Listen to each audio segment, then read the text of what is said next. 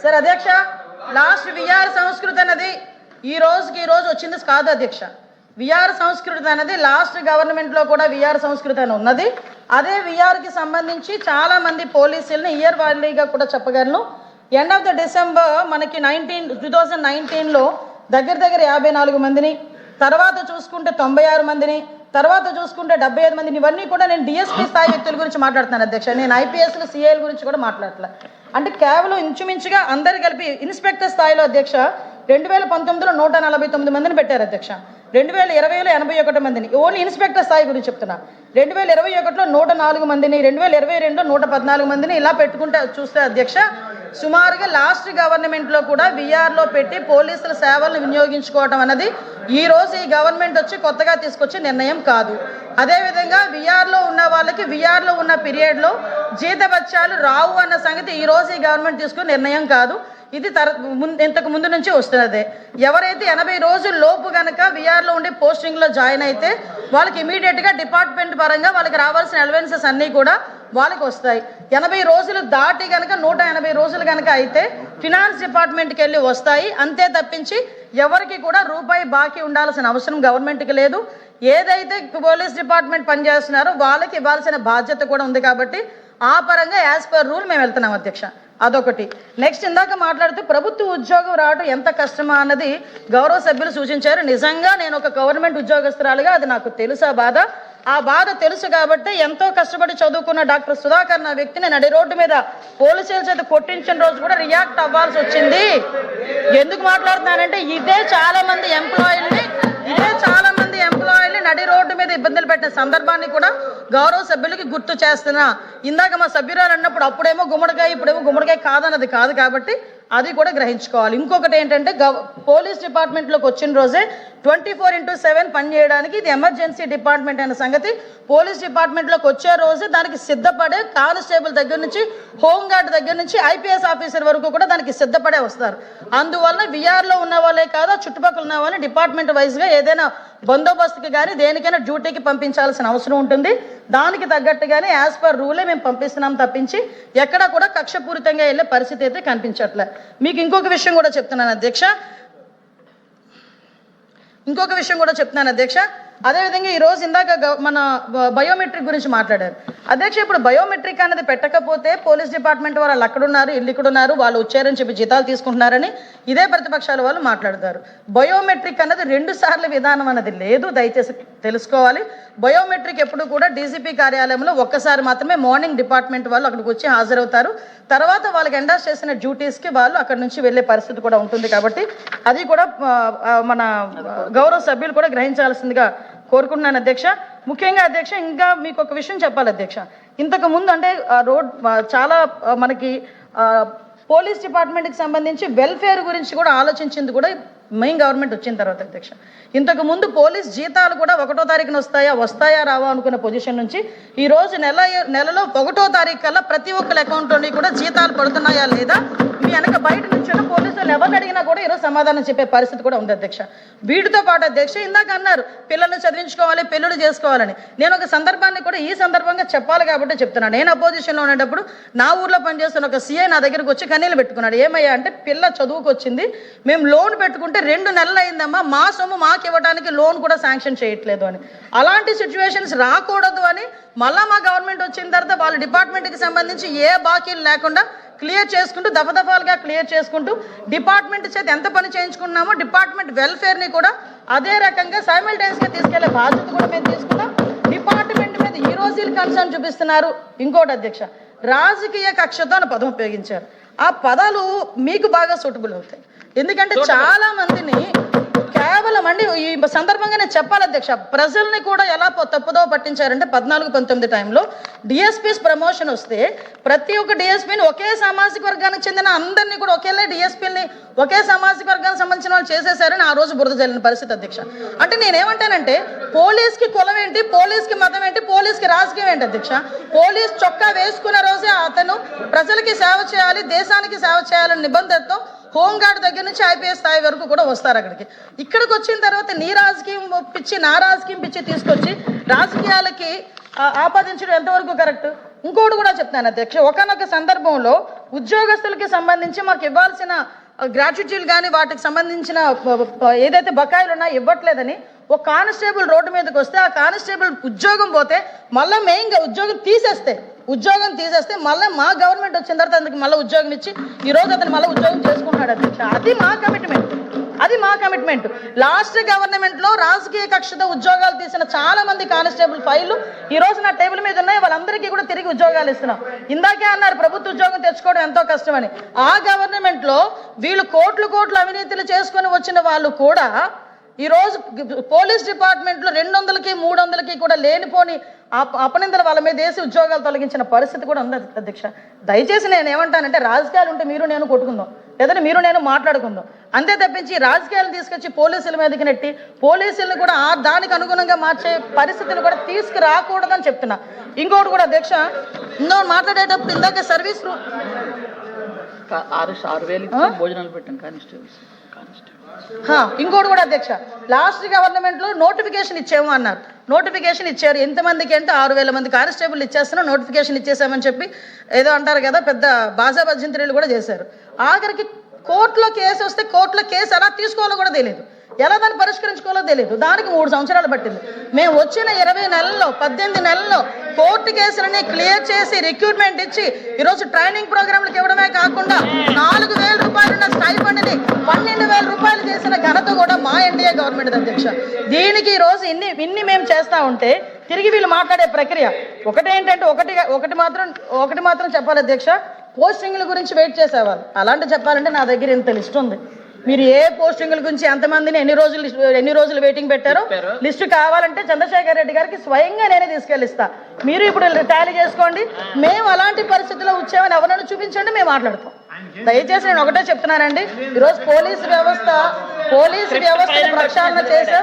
Home guard దగ్గర నుంచి IPS స్థాయి వరకు ప్రతి ఒక్కరు కూడా రాజకీయాలకు అతీతంగా ప్రజలకి సేవ చేయాలి అని ఒకే ఒక ఉద్దేశంతో ఉన్నారు.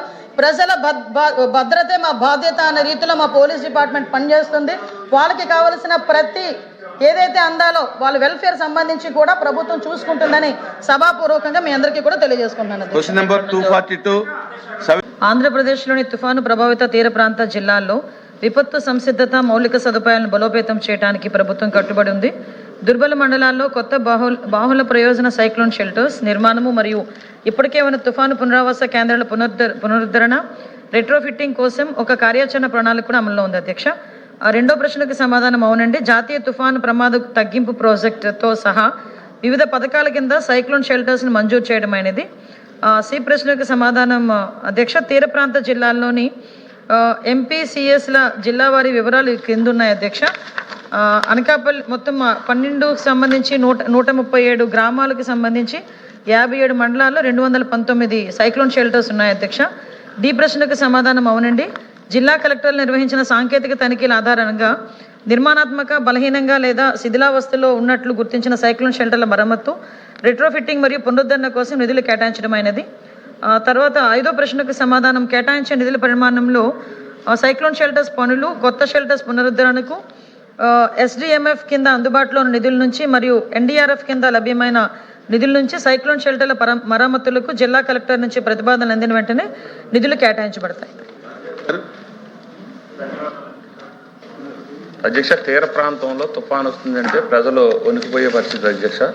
ముఖ్యంగా మనం చూసుకున్నట్లయితే 1996లో మరి కోనసీమ డాక్టర్ బిఆర్ అంబేద్కర్ కోనసీమ జిల్లా మీదుగా వెళ్ళిన తుఫాను ఇప్పటికీ కళ్ళకు కట్టినట్టు ఉంటుంది అధ్యక్ష.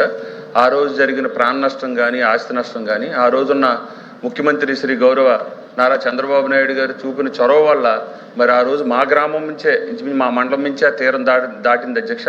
మరి వేలాది మంది ప్రజలు చనిపోవడం జరిగింది, కోట్లాది ఆస్తి నష్టం జరిగింది అధ్యక్ష. నేను మీ ద్వారా మంత్రి గారిని కోరేది ఏంటంటే, ఆస్తి నష్టం అన్నది మనం ప్రభుత్వం రీప్లేస్ చేయొచ్చు, కానీ ప్రాణ నష్టం మరి రీప్లేస్ చేయలేము కానీ పరిస్థితి ఉంది కాబట్టి అధ్యక్ష, ఎక్కువ తుఫాను వచ్చిన ఇబ్బందుల వల్ల ఎక్కువ సురక్షితమైన భవనాలు కట్టించి ఇంకా ఎందుకంటే నేను చూశాను అధ్యక్ష, గత ప్రభుత్వంలో కొన్ని శాంక్షన్ చేయటం మాట అధ్యక్ష పేపర్ల వరకే పరిమితమైంది కానీ పనులు పూర్తి అవ్వలేదు అధ్యక్ష. ఈ కూటమి ప్రభుత్వం వచ్చిన తర్వాత కొంతవరకు పూర్తి చేస్తున్నారు. నేనేమంటున్నానంటే ఇంకా మెరుగైన వసతులతో పునరావాస కేంద్రాలని మరి కల్పించి ఇవన్నీ ప్రజల ప్రాణ నష్టాన్ని తగ్గించే విధంగా మరి మీ ప్రభుత్వం కృషి చేయాలని మీ ద్వారా తెలియజేస్తున్నాం అధ్యక్ష. మంత్రి గారు.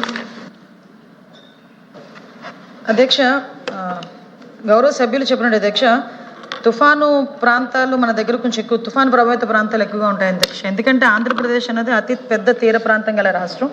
సుమారుగా 137 గ్రామాలు, 57 మండలాలు దగ్గర ఉన్న తీరం అధ్యక్ష. దగ్గర చూసుకుంటే 900 కిలోమీటర్ల పైగా ఉన్న తీర ప్రాంతం ఉన్న మన రాష్ట్రం అధ్యక్ష.